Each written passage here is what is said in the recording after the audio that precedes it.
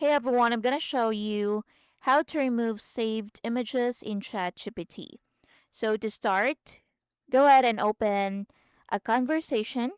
So for example, this conversation right here, and I want to delete this image. So what you need to do is to go to the three dots at the top right, then click on delete. And click delete to confirm the action, and that image and that conversation will be deleted. You can also go to the left side and look for more. Then from here, once you click on more, look for images and tap on it. Then scroll down to my images and select or locate the image you want to be deleted. For example, this one.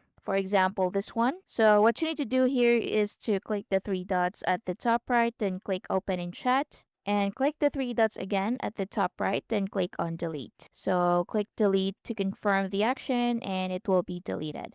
And that's basically it. Thank you for watching.